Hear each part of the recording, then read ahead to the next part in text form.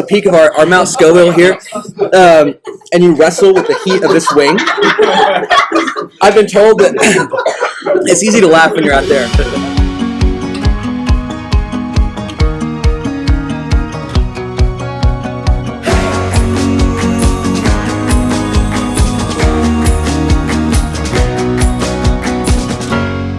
Hi, my name is Ben Wacaster with the RFC, and this is our very own version of Hot Ones, the show with hot wings and even hotter questions.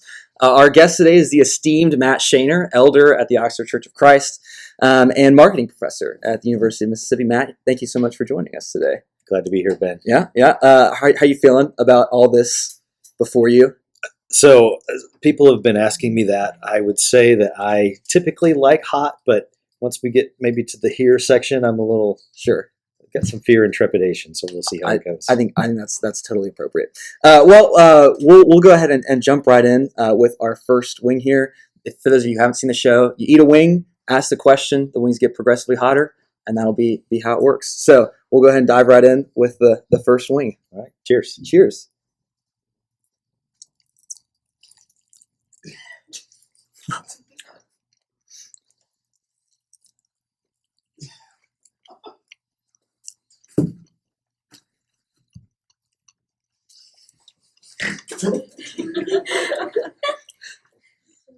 I gotta say, I'm not really picking up any heat there. So. Okay. Wow. What is this? It's the classic. The classic. Yeah.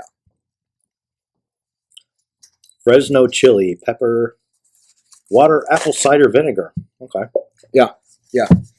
Well, so Matt, as a marketing professor at the University of Mississippi, who's currently going through the process of gaining tenure, what are some things you love about being a professor at Ole Miss, and what are some things that you don't like too much about being a professor?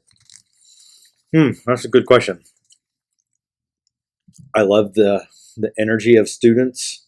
The further away you get from your college days, the more you realize that there's just an energy and a vibe being around people who are in their early 20s that I've worked in offices with people who are a lot older than me. So it's I like being around that kind of energy. It sort of keeps you on your feet. Sure. Things like that.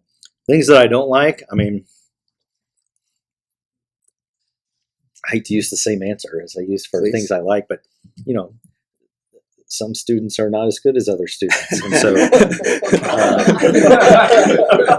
the good students are great, and the bad students take up a lot of time and energy. Yeah. That sometimes I don't have time and energy for. So. Absolutely, fair enough. Also, we know that this isn't your first experience with chili peppers here on our own very RFC Hot Ones. On the RateMyProfessor.com, you've received a few different chili pepper ratings in the Rate My Professor category. Would you care to comment or talk about that at all? So the only chili pepper. So I'm assuming you mean like the hotness of your professor. Yes, okay. yes, that is correct. Yeah. So the only chili pepper I ever got was actually rescinded. Oh no! Which made me think who it was, because there was a young lady in my class who did not like the grade that I gave her, and apparently that made me less hot. So. Yeah. Well, you win some of this stuff. Wing number 2. All right. Cheers.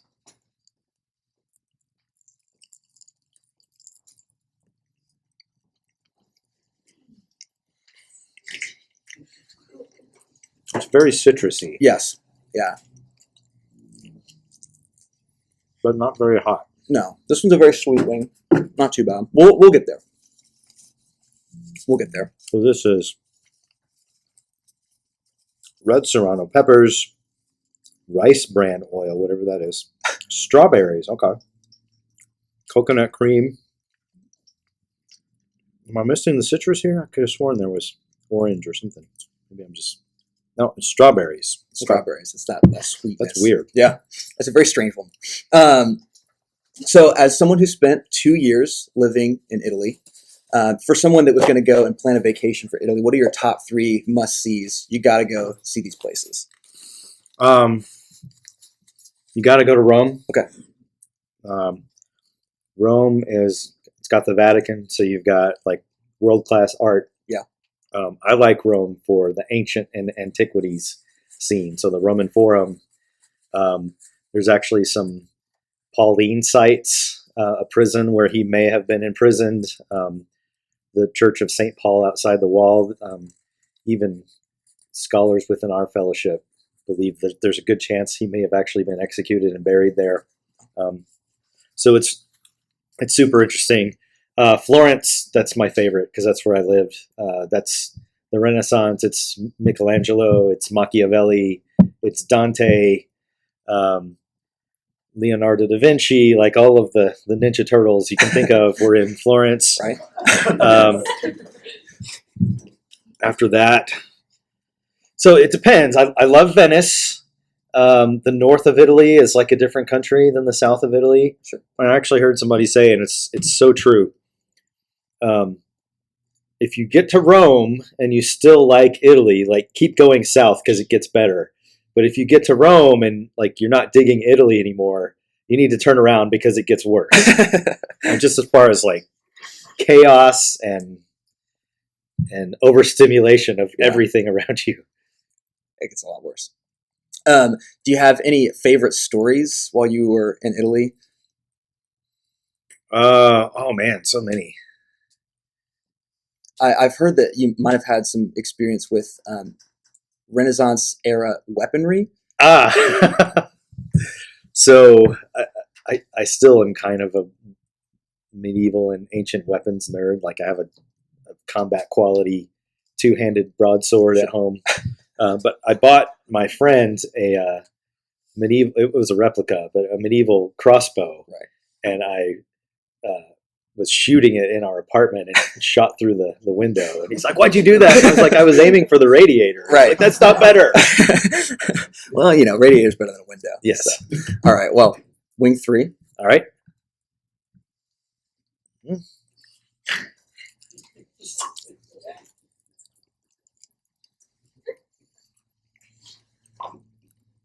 It's very earthy.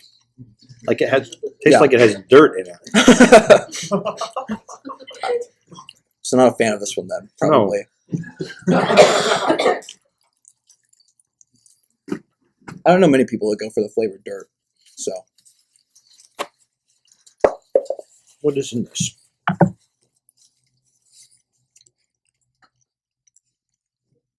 Jalapeno habanero.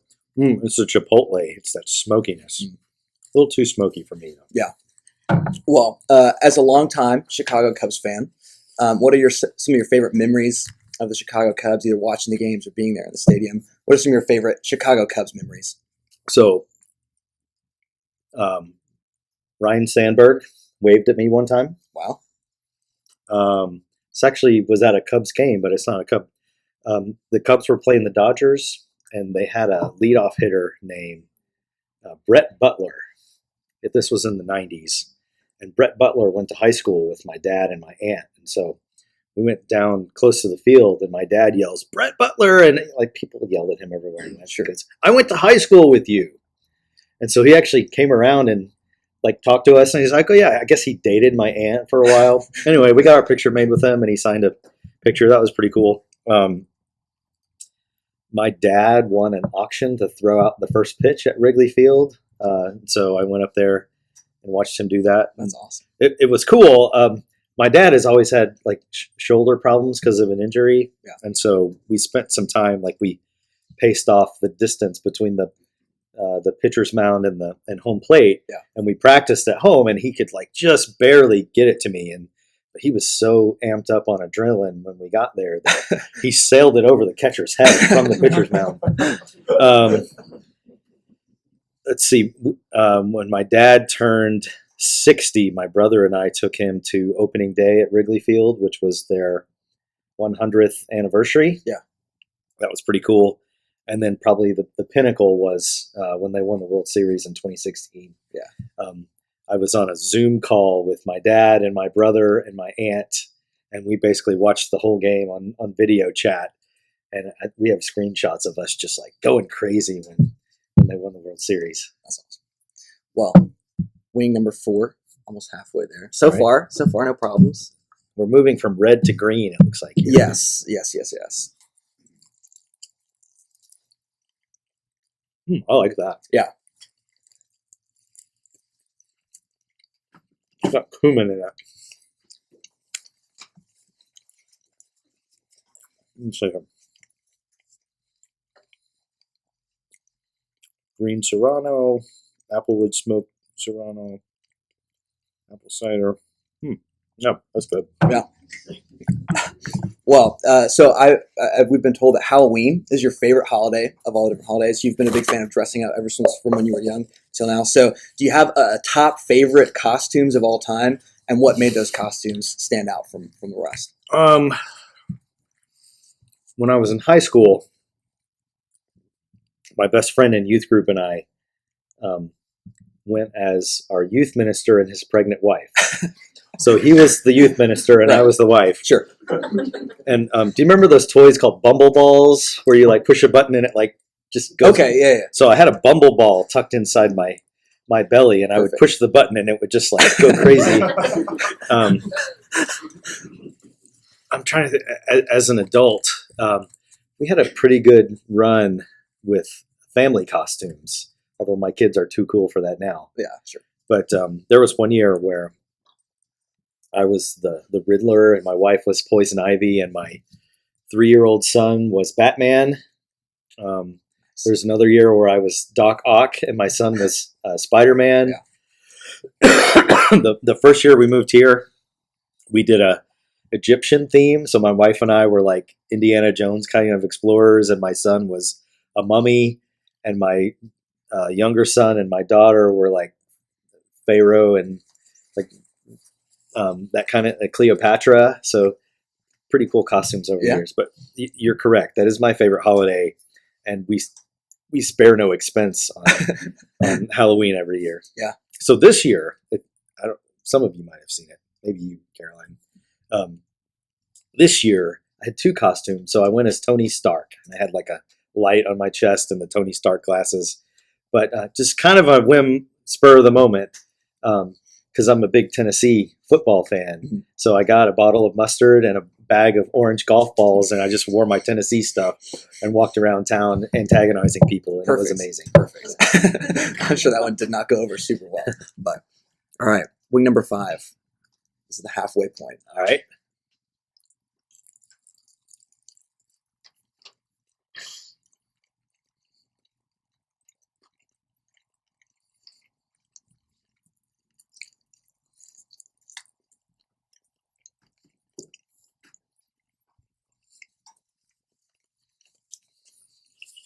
How's it going? I think that one actually tastes less hot to me than the one before it. Okay, wow.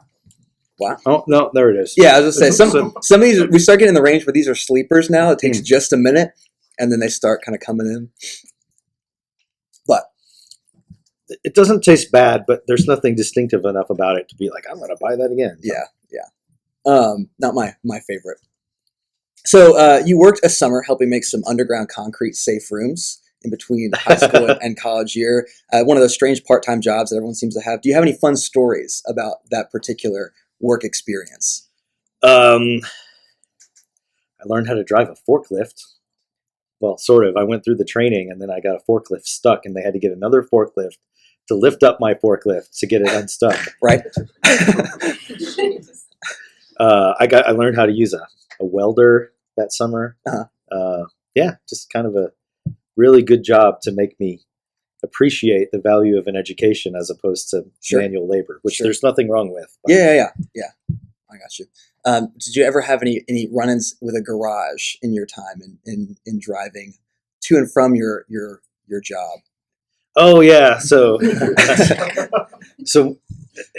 a precast concrete factory, they make a lot of things. Sure. But it's basically building concrete structures to be delivered to some site. So they made highway barriers, but one of the things they made was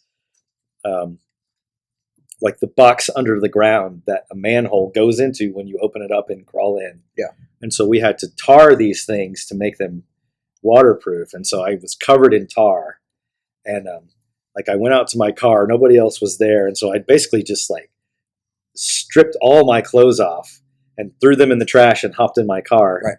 And so I would come home every day and I would just honk the horn, and my mom would open the garage door. So I came home and I honked the horn and nobody was home. She had gone out to the store or something like that. Yeah. And so I had to like makeshift. It's almost like Adam and Eve in the garden, and they're like looking for fig leaves. I had to like get napkins and basically like run to my front door, Right. fumbling with my key. I think I dropped the keys as I was, of course. and I finally made it in the house. But yes, that happened. Yes. Yeah. Well, perfect. All right. Wing number 6.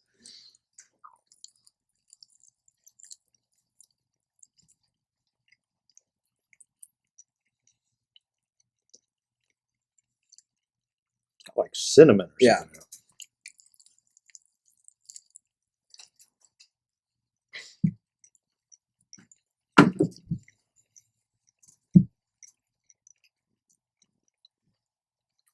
So maybe that's a delayed one too, but I'm not feeling it. This one, I think this one kind of drops down for just a second.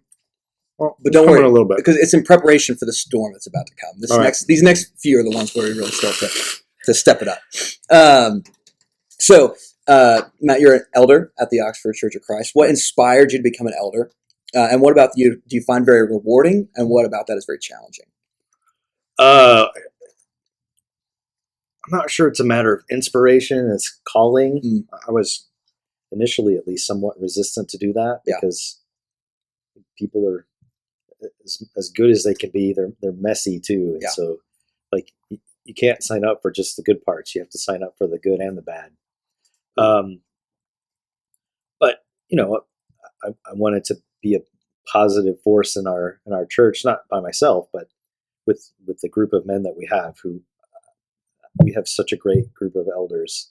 I've known a lot of people who have worked in churches where there was not a great group of elders, so that's really a blessing. In terms of the challenges, I was actually talking to my wife about this the other day. When you're an elder, you see people at their best and their worst, and it's really easy to get discouraged because you see like the real side of people, and like I'm not putting myself above that. Like I have a real side too, but it's like I said, people are flawed, and when you wade into that, it's not always like sunshine and daisies. If that makes sense. Yes, absolutely. Well, how you doing so far? Four to go. You feeling pretty good? I'm feeling pretty good. Perfect. Well, then we'll see how these next few go. All right.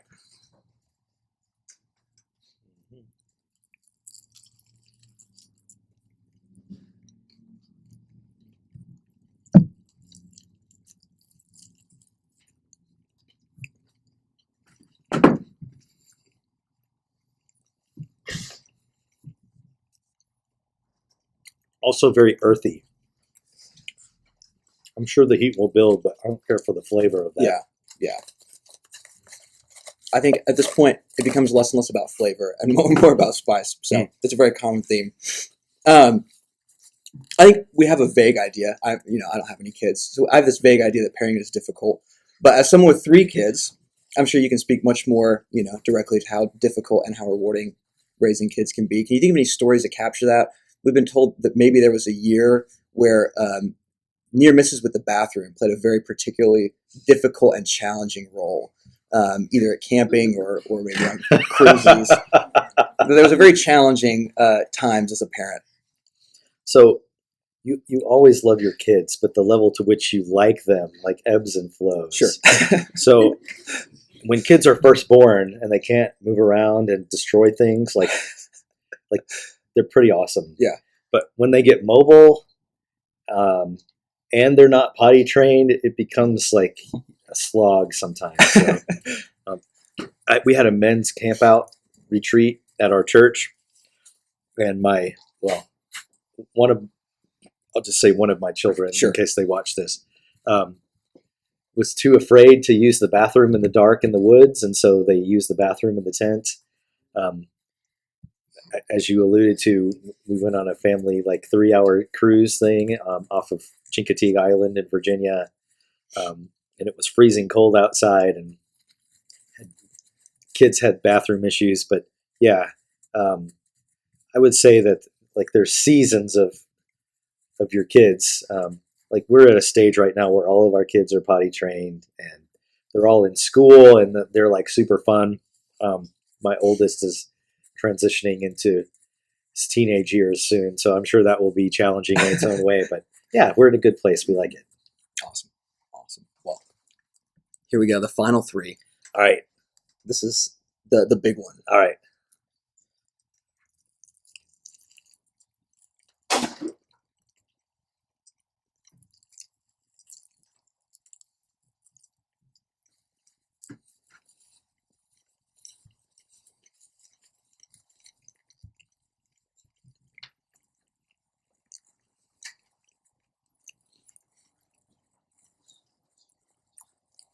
Okay. Yeah. Okay. Wow. Well, there's a delayed heat. Yeah. And that's pretty hot. Yeah. Well, we'll see. We'll see if it keeps. I actually like that one better than the one before it. Wow. Okay. Yeah. Wow. Awesome. Well, then we'll just keep trucking right along. So everyone does things or says things they probably shouldn't have done when they were younger. Do you have any stories, particularly from when you were in youth group? You mentioned being involved in youth group when you were younger, particularly when you were with group, where you got into any shenanigans. I've heard about maybe a story involving toilet paper and your youth minister.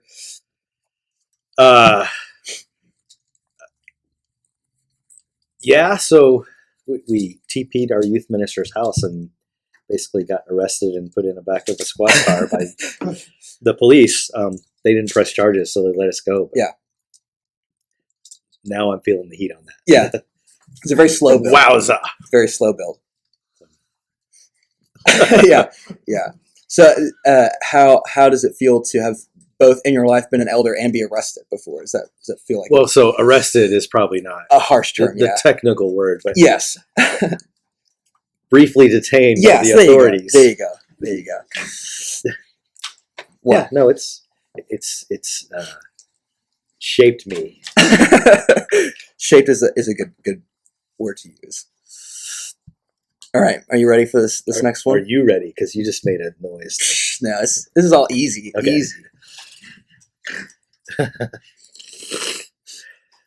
I'm with you. All right, let's go.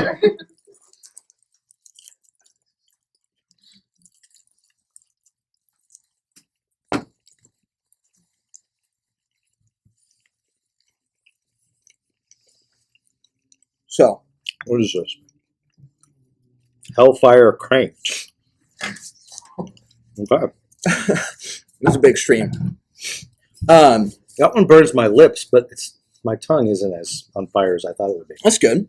We'll see if it builds like the last one. That being said, let me take a drink of milk. Please, yeah. I understand that you're not only a man of many talents, a marketing professor at Ole Miss. You speak fluent Italian. People say you're a very good cook. But you're also a man of many names, including Speeding Squirrel, Fatty Matty from Chi-Town, and Euromat. Would you mind explaining where some of these names come from and how they capture a bit of who Matt Shaner is as a person?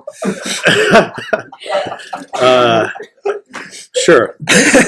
So, when I was growing up, they had Cub Scouts, but they also had this thing called Why Indian Guides, which was, looking back, would probably not be very politically correct today. Sure. But it's basically, instead of a troop and a den, you had a tribe. Yeah. And everyone had to pick an Indian name. Right. And my Indian name was Speeding Squirrel. And at the time, it just seemed like pretty legit to me. Like, I'm fast and I'm agile and acrobatic. In retrospect, it probably wasn't as flattering as I thought it was at the time. Yeah.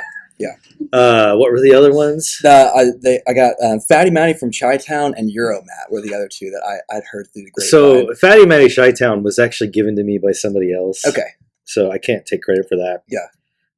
I had this college roommate who was like, "What's up?" Like, just.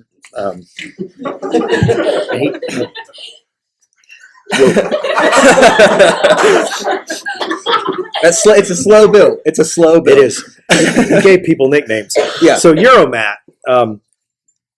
When I was a sophomore in college, I spent a semester abroad, and I didn't cut my hair for like 9 months. So I come back from Europe, like with long hair, and I don't know, just more of a European aesthetic. And so my friends started calling me Euromat, which that was actually a very formative thing that I did going overseas. But I think that it got to the point of people got tired of hearing it. And so Euromat was not a term of endearment. It was an offhanded swipe, I think, I see. at me. I see. All right. Well, last one put down.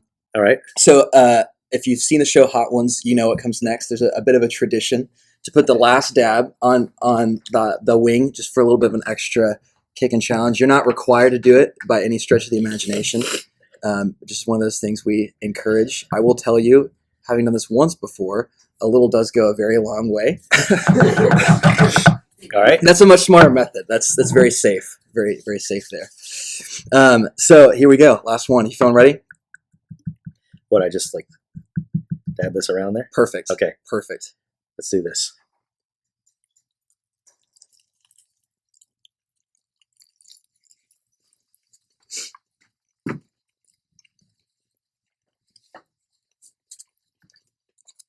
So, Matt, as we reach the pinnacle of our You Mount all right? Scoville here, doing great. As we reach the peak of our Mount Scoville here, and you wrestle with the heat of this wing, I've been told that it's easy to laugh when you're out there.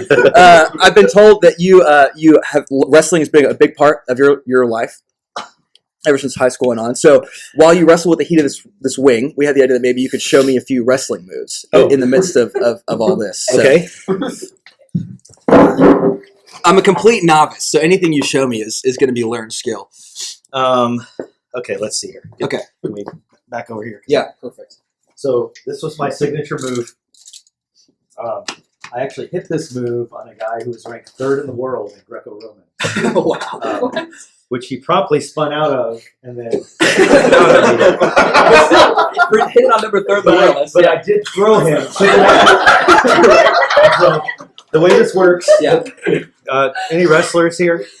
Okay. This right here is called a Russian tie.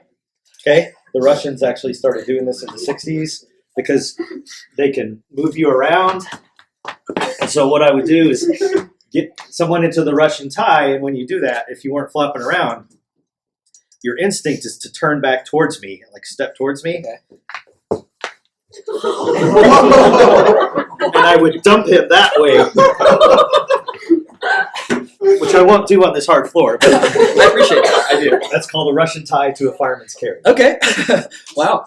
So me and the number 3 world wrestling champion in common have something in common now. You've That's been good to know. thrown with the fireman's carry. It's good to know. Good to know. Well, Matt, thank you so much for joining us with the Hot Ones. Any other final questions, comments, or concerns about our journey here? How you feeling? How you doing? Very snotty, right? Completely understandable. Well, Matt, thank you so much for joining us. Everyone, let's give our guest a huge round of applause. Thank you for having me. Matt Shaner, ladies and gentlemen.